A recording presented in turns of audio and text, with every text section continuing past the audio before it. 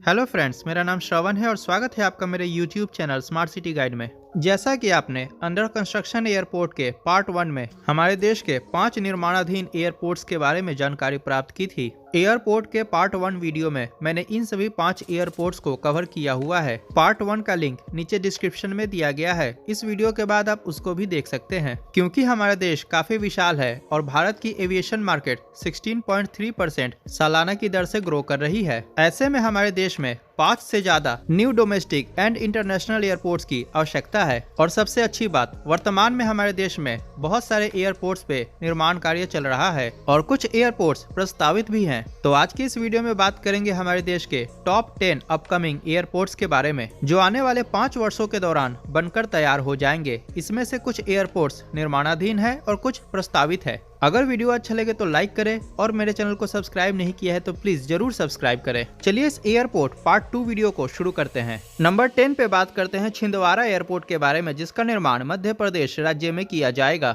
Chhindwara airport एक proposed brownfield airport project है, जिसका निर्माण मध्य प्रदेश के छिंदवाड़ा डिस्ट्रिक्ट के इमली खेरा में किया जाएगा। यह एक डोमेस्टिक एयरपोर्ट होगा और इसका परिसर 250 एकड़ लैंड एरिया में फैला होगा। इस एयरपोर्ट के अंतर्गत एक रनवे होगा जिसकी लंबाई लगभग 2040 मीटर होगी। फाइनल डीपीआर प्रिपरेशन के बाद एयरपोर्ट के रनवे की लंबाई थोड़ी ऊपर नीचे हो सकती है, क्योंकि अभी यह काफी इनिशियल स्टेज में है। इस एयरपोर्ट के निर्माण के लिए एमपी राज्य सरकार ने 250 एकड़ जमीन चिन्हित कर लिया है और एयरपोर्ट के निर्माण का proposal airport authority of India को सौंपा जा चुका है और प्रपोजल अप्रूव्ड होने के बाद जल्द ही निर्माण कार्य की प्रक्रिया शुरू की जाएगी। वर्तमान में छिंदवाड़ा के लोगों को किसी भी प्रकार के एयर ट्रैवलिंग के लिए सबसे नजदीकी एयरपोर्ट नागपुर के doctor Baba Saheb Ambedkar international airport, जो कि 126 किलोमीटर दूरी पर स्थित है, का उपयोग करना पड़ता है। इस एयरपोर्ट के निर्माण से छिंदवाड़ा और उसके आसपास के लोगों को काफी फायदा होगा। छिंदवाड़ा एयरपोर्ट के निर्माण में लगने वाली राशि और डेडलाइन गवर्नमेंट के द्वारा जारी नहीं किया गया है। नंबर 9 पे बात करते हैं रूपसी एयरपोर्ट के बारे में, जिसका निर्माण असम राज्य में किया जा रहा है। रूपसी एयरपोर्ट एक अंडर कंस्ट्रक्शन एयरपोर्ट है, जिसका निर्माण असम के धुबरी डिस्ट्रिक्ट में किया जा रहा है।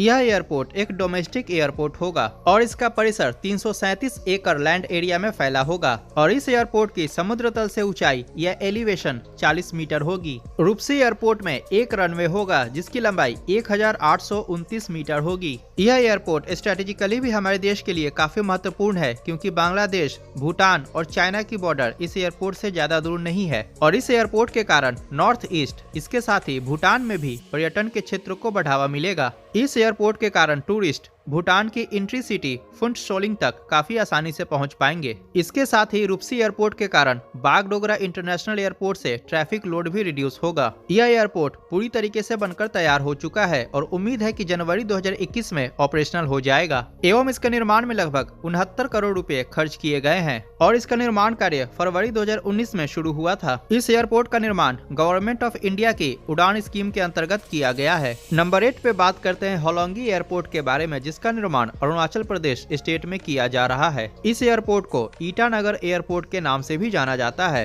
होलोंगी एयरपोर्ट एक under construction greenfield airport project है, जिसका निर्माण ईटानगर से 14 किलोमीटर दूर होलोंगी में किया जा रहा है। यह एक डोमेस्टिक एयरपोर्ट होगा और इसका परिसर 791 एकड़ लैंड एरिया में फैला होगा, अर्थात 320 हेक्टेयर्स। इस एयरपोर्ट के अंतर्गत एक रनवे बनाया जाएगा जिसकी लंबाई 2300 मीटर होगी। होलोंगी एयरपोर्ट समुद्र तल से 100 मीटर की ऊंचाई पर स्थित होगा और इसके निर्माण से अरुणाचल प्रदेश में टूरिज्म के सेक्टर को बढ़ावा मिलेगा। जरूरत पड़ने पर इस एयरपोर्ट को इंटरनेशनल एयरपोर्ट में कन्वर्ट किया जा सकता है। इस एयरपोर्ट की आधारशिला प्रधानमंत्री नरेंद्र मोदी ने 9 फरवरी 2019 में रखी थी और यह एयरपोर्ट 2022 तक पूरी तरीके से बनकर तैयार हो जाएगा। इसके निर्माण में लगभग 650 करोड़ रुपए खर्च किए जाएंगे। नंबर 7 पे बात करते हैं देवघर इंटरनेशनल एयरपोर्ट के बारे में, जिसका निर्माण झारखंड राज्य के देवघर जिले में किया जा रहा है। देवघर इंटरनेशनल एयरपोर्ट एक ब्राउनफील्ड एयरपोर्ट प्रोजेक्ट है, जिसका निर्माण देवघर जिले के सिमरा विलेज में किया जा रहा है और इस एयरपोर्ट को officially Atal Bihari Vajpayee international airport के नाम से जाना जाता है। देवघर इंटरनेशनल एयरपोर्ट का परिसर लगभग 654 एकड़ लैंड एरिया में फैला होगा और इसके अंतर्गत एक एक रनवे का निर्माण किया गया है जिसकी लंबाई 2500 मीटर है। जैसा कि आपको पता है कि देवघर भोलेनाथ की नगरी है, तो इस एयरपोर्ट के निर्माण के बाद श्रद्धालु और पर्यटक बाबा वैद्यनाथ धाम मंदिर काफी आसानी से पहुंच पाएंगे। इस एयरपोर्ट के निर्माण से बिहार, झारखंड, यहाँ तक कि पश्चिम बंगाल के लोगों को भी लाभ मिलेगा और विदेशी श्रद्धालु भोलेनाथ के दर्शन काफी आसानी से कर पाएंगे। देवघर इंटरनेशनल एयरपोर्ट की समुद्र तल से ऊंचाई 254 मीटर होगी। इस एयरपोर्ट का काम लगभग पूरा हो चुका है और दिसंबर 2020 में उम्मीद है कि यह ऑपरेशनल हो जाएगा। इस एयरपोर्ट का टर्मिनल बिल्डिंग बाबा वैद्यनाथ धाम मंदिर की रूपरेखा पर बनाया गया है। देवघर इंटरनेशनल एयरपोर्ट के निर्माण की आधारशिला प्रधानमंत्री नरेंद्र मोदी द्वारा मई 2018 में रखी गई थी। देवघर इंटरनेशनल एयरपोर्ट की क्षमता 1 मिलियन पैसेंजर्स पर ईयर है और इस एयरपोर्ट के निर्माण में लगभग 401.34 करोड़ रुपए खर्च किए गए हैं। नंबर 6 पे बात करते हैं बिहटा इंटरनेशनल एयरपोर्ट के बारे में, जिसका निर्माण बिहार राज्य की राजधानी पटना के बिहटा में किया जा रहा है। बिहटा इंटरनेशनल एयरपोर्ट एक ब्राउनफील्ड एयरपोर्ट प्रोजेक्ट है और इसका परिसर लगभग 1182 एकड़ लैंड एरिया में फैला होगा। इस एयरपोर्ट का निर्माण 2 फेज में किया जाएगा। बिहटा इंटरनेशनल एयरपोर्ट में एक रनवे होगा जिसकी लंबाई वर्तमान में 2500 मीटर है, लेकिन एयरपोर्ट अथॉरिटी ऑफ इंडिया इसको लगभग 3353 मीटर करना चाहती है। जैसा कि आपको पता है कि वर्तमान में पटना का जयप्रकाश नारायण इंटरनेशनल एयरपोर्ट अपनी क्षमता के बाहर काम कर रहा है, तो बिहटा इंटरनेशनल एयरपोर्ट के निर्माण के बाद पटना के जयप्रकाश नारायण इंटरनेशनल एयरपोर्ट से ट्रैफिक लोड रिड्यूस होगा। फेज 1 के निर्माण के बाद बिहटा इंटरनेशनल एयरपोर्ट की क्षमता 2.5 मिलियन पैसेंजर्स पर ईयर होगी और पूरी तरीके से बन जाने के बाद इसकी क्षमता 5 मिलियन पैसेंजर्स पर ईयर होगी। बिहटा इंटरनेशनल एयरपोर्ट समुद्र तल से 59 मीटर की ऊंचाई पर स्थित है। इस एयरपोर्ट के फेज 1 के निर्माण में लगभग 500 करोड़ रुपए खर्च किए जाएंगे और इसका फेज 1 2022 तक बनकर तैयार हो जाएगा। नंबर 5 पे बात करते हैं लुधियाना इंटरनेशनल एयरपोर्ट के बारे में, जिसका निर्माण पंजाब राज्य में किया जाएगा। लुधियाना इंटरनेशनल एयरपोर्ट एक ब्राउनफील्ड एयरपोर्ट प्रोजेक्ट होगा जिसका निर्माण लुधियाना के हलवारा में किया जाएगा और इसका निर्माण कार्य बहुत ही जल्द शुरू होने वाला है। लुधियाना इंटरनेशनल एयरपोर्ट प्रोजेक्ट एक जॉइंट वेंचर है एयरपोर्ट्स अथॉरिटी ऑफ इंडिया का और ग्रेटर लुधियाना डेवलपमेंट अथॉरिटी का, जिसके अंतर्गत 51% stake Airports Authority of India के पास और 49% stake Greater Ludhiana Development authority के पास है। लुधियाना इंटरनेशनल एयरपोर्ट का परिसर लगभग 1310 एकड़ लैंड एरिया में फैला होगा एवं इसके अंतर्गत एक रनवे होगा जिसकी लंबाई लगभग 3000 मीटर होगी, जो कि वर्तमान के लुधियाना एयरपोर्ट के रनवे से 2 गुना लंबा होगा। लुधियाना इंटरनेशनल एयरपोर्ट समुद्र तल से लगभग 241 मीटर की ऊंचाई पर स्थित होगा। यह एक पैसेंजर कम कार्गो एयरपोर्ट होगा और इसके अंतर्गत एक टर्मिनल बिल्डिंग बनाया जाएगा जो कि 135.54 एकर्स में फैला होगा। पूरी तरीके से बनकर तैयार हो जाने के बाद लुधियाना इंटरनेशनल एयरपोर्ट की पैसेंजर हैंडलिंग कैपेसिटी लगभग 5 मिलियन पैसेंजर्स पर ईयर होगी। उम्मीद है कि इस एयरपोर्ट का फेज 1 2022 तक बनकर तैयार हो जाएगा और इस एयरपोर्ट के निर्माण में लगभग 500 करोड़ रुपए खर्च किए जाएंगे। इस वीडियो को पूरा जरूर देखें क्योंकि अब मेगा एयरपोर्ट्स आने वाले हैं। नंबर 4 पे बात करते हैं सबरीमाला इंटरनेशनल एयरपोर्ट के बारे में, जिसको कि सबरी एयरपोर्ट के नाम से भी जाना जाता है और इसका निर्माण केरल राज्य में किया जाएगा। सबरी इंटरनेशनल एयरपोर्ट एक प्रपोज्ड ग्रीनफील्ड इंटरनेशनल एयरपोर्ट होगा जो कि केरल राज्य के कोट्टायम डिस्ट्रिक्ट के इरुमेली में बनाया जाएगा। इस एयरपोर्ट का परिसर लगभग 2263 एकड़ लैंड एरिया में फैला होगा। इस एयरपोर्ट प्रोजेक्ट के अंतर्गत एक रनवे का निर्माण किया जाएगा जिसकी लंबाई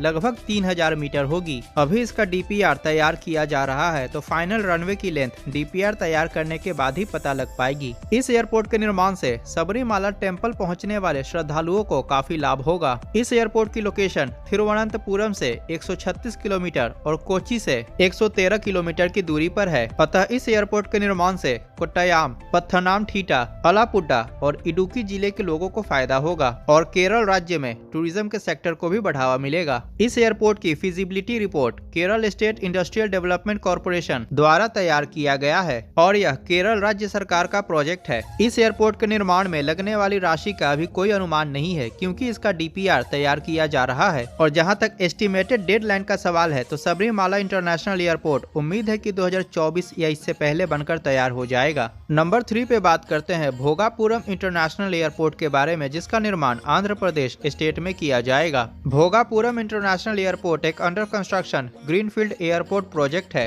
जिसका निर्माण आंध्र प्रदेश के विजयनगरम डिस्ट्रिक्ट के भोगापुरम में किया जा रहा है और यह एयरपोर्ट विशाखापट्टनम सिटी को सर्व करेगा। इस एयरपोर्ट का परिसर लगभग 2200 एकड़ में फैला होगा और इस एयरपोर्ट के अंतर्गत एक रनवे का निर्माण किया जाएगा जिसकी लंबाई 3800 मीटर होगी। जैसा कि आपको पता है कि वर्तमान में विशाखापट्टनम एयरपोर्ट अपनी क्षमता के बाहर काम कर रहा है, तो भोगापुरम इंटरनेशनल एयरपोर्ट के निर्माण के बाद विशाखापट्टनम एयरपोर्ट से ट्रैफिक लोड रिड्यूस होगा। यह एयरपोर्ट प्रोजेक्ट आंध्र प्रदेश राज्य सरकार का प्रोजेक्ट है। इस एयरपोर्ट का निर्माण 2 फेजों में किया जाएगा और इस एयरपोर्ट के निर्माण की आधारशिला 14 फरवरी 2019 को एन चंद्रबाबू नायडू द्वारा रखी गई थी। यह एक पैसेंजर कम कार्गो एयरपोर्ट होगा। इस एयरपोर्ट के फेज 1 के निर्माण के बाद इसकी passenger handling capacity 6.3 million passengers per year होगी और पूरी तरीके से बनकर तैयार हो जाने के बाद इसकी passenger handling capacity 18 million passengers per year होगी। इस एयरपोर्ट का निर्माण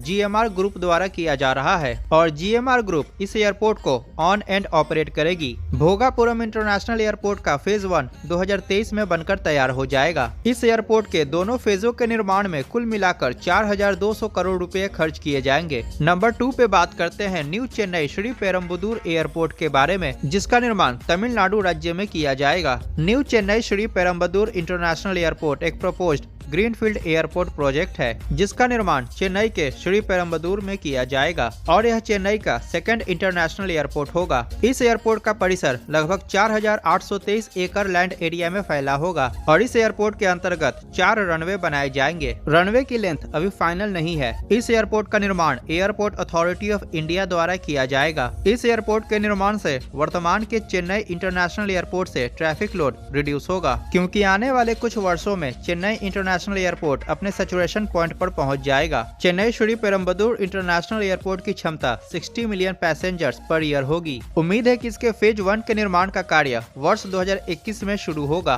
और 2023 में फेज 1 का काम कंप्लीट हो जाएगा according two times of India और इस एयरपोर्ट के पूरी तरीके से निर्माण में लगभग 15,000 करोड़ रुपए खर्च किए जाएंगे। नंबर 1 पे बात करते हैं छत्रपति संभाजी राजे इंटरनेशनल एयरपोर्ट के बारे में जिसका निर्माण महाराष्ट्र के पुणे में किया जाएगा। छत्रपति संभाजी राजे इंटरनेशनल एयरपोर्ट एक प्रपोज्ड ग्रीनफील्ड एयरपोर्ट प्रोजेक्ट है जिसका निर्माण पुणे डिस्ट्रिक्ट के पुरंदर तालुका में किया जाएगा। इस एयरपोर्ट का परिसर लगभग 5931 एकड़ लैंड एरिया में फैला होगा अर्थात 2400 हेक्टेयर्स। यह एक पैसेंजर कम कार्गो एयरपोर्ट होगा और इसके अंतर्गत 2 रनवे का निर्माण किया जाएगा और दोनों की लंबाई 4000 मीटर होगी। इस एयरपोर्ट का निर्माण पब्लिक प्राइवेट पार्टनरशिप अर्थात PPP मोड पर किया जा रहा है जिसके अंतर्गत 51% स्टेक सिडको के पास, 19% stake Maharashtra airport development company limited के पास और 30% stake Maharashtra industrial development corporation और Pune metropolitan region development authority के पास है।